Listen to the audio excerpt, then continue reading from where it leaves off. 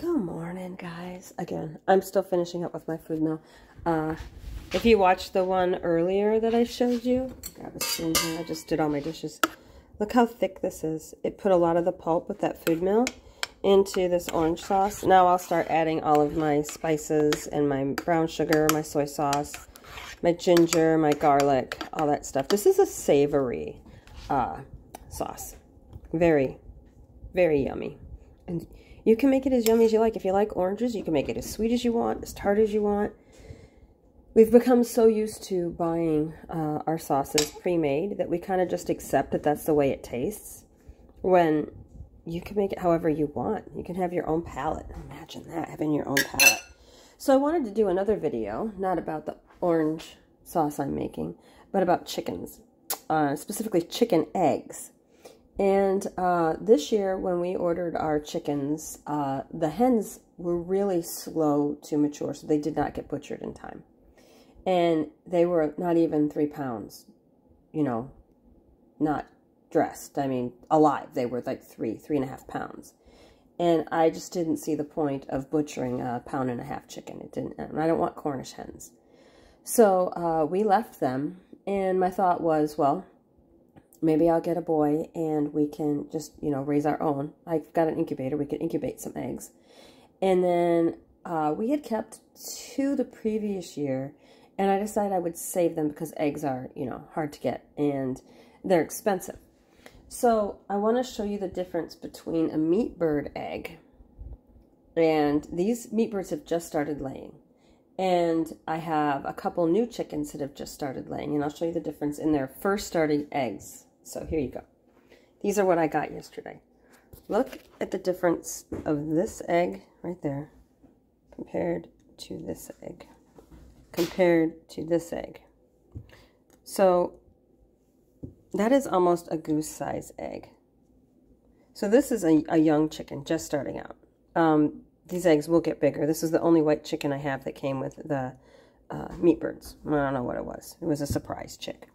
This is standard size cochin, and these eggs, they've been laying for almost 2 years. So these are fully mature chickens, and that's a large egg. This would be like a small. I would say small. I bet they sell them as a medium at the store, this size. And this one, however, is, let me put that in my hand to give you some frame of reference for size. This is one of the meat bird eggs, and I could show you a goose egg, just for reference. There you go. So this is one of the reasons I keep these, the meat birds. And I had so many hens, and we couldn't butcher them. Here's another meat bird egg, as you can see. And this is, so this is a large, maybe an extra large at the store. That's my standard cochins. These are my new non-cochins that are laying, these little ones. And this is my meat bird. And normally these are double yolkers. If they're even longer, they're almost always a double yoker. So, like, this one is another meat bird. And it's not that much different. I mean, there's a little bit difference. But as you can see, this one's going to be a double yoker. So, nice, huh? These are really good eggs.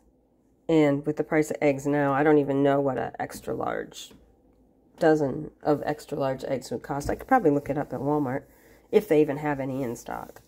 So, but I'm going to have to make some deviled eggs today because I'm running out of room. And we love deviled eggs. We'll just eat them as snacks. And I found, at the Goodwill again, I found a Rubbermaid deviled eggs container that literally has the slots in it, so that you can just cut them in half, make your eggs, and then you stick them in there and put the cover on. You put it in the fridge, and they don't slide all over a plate. I don't like to put glass plates in there because my husband pulls things out and he breaks them. So, but I wanted to do a video on this is why I save some of my meat bird hens. They're very docile. They forage really well. They do get big. I could still butcher them. They're not even 6 months. They're just coming up on 6 months old. I probably won't, but I would like to try making my own dog food. I used to feed my dogs a raw diet. Chicken's really good for raw diet because the bones are hollow. And yes, you can feed uncooked chicken bones to your animals, your dogs. I don't know if the cats would. They might eat the wings. The other bones might be too big. But, yeah, because I did my whole, oh my God, back in the early 2000s, I used to make my own dog food. And I did. I gave them chicken, and I read everything, and all the stuff I saw about the raw diets that was bad for dogs, that was killing dogs, were all these x-ray photos of people who had given them these big, huge bones. I mean, bones this size in their gut, in their stomach. Well, come on, guys. If I ate a bowling ball, am I going to be able to poop it out the other end? I'm not. I mean, can we use a little bit of common sense here? I mean, most of the time they'll chew up things, but if they can't chew it and they swallow it, it's going to get lodged in their belly and you're going to have a big surgery. It just is. I mean, a little common sense goes a long way. We don't teach that anymore. I teach that. I teach critical thinking all the time. I tell those kids to question me.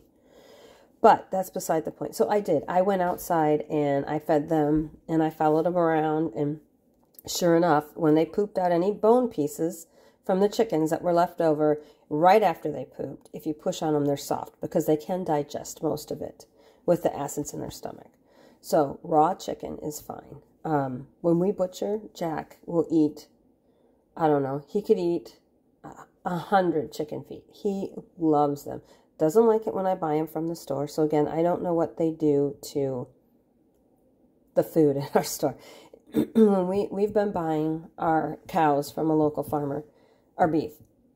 And every time I eat the pork or the beef that we've gotten, or even our chicken that I've gotten, that we've grown or we know a farmer down the road has raised, I asked my husband, I said, what do they do to the meat at the store that makes it taste so different? I mean, you can taste the difference between store-bought food meat and butcher meat. They're just, I don't know what it is. I can't tell you, but I'm telling you, there's a difference. So it's good stuff. It's really good stuff. So I will probably use those for dog food.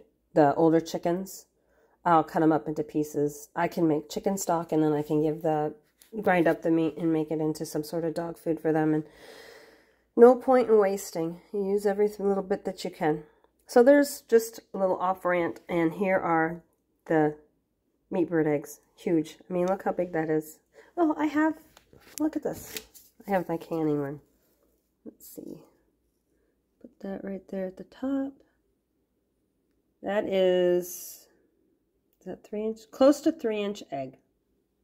Oh, wait. There you go. And I would say it's past 3 inches, wouldn't you? I'm looking from on top. That's a big egg. So, when I make banana bread today, I will put one of those in there. I'll probably use one of the geese eggs for my banana bread, because it's really good for baking. All right, guys. Have a good day. Keep your couple of your meat hens through the winter, and then you can use them for really huge eggs. I mean, what's the point of having a little egg here when you can have this egg? And they're going to eat the same amount of food to produce the same amount of egg. They don't live as long. These chickens don't live as long. The last two we had made it through till spring, and then they died. So they're not going to last long, but you're going to get more eggs out of them. All right? Have a good day, guys. Bye.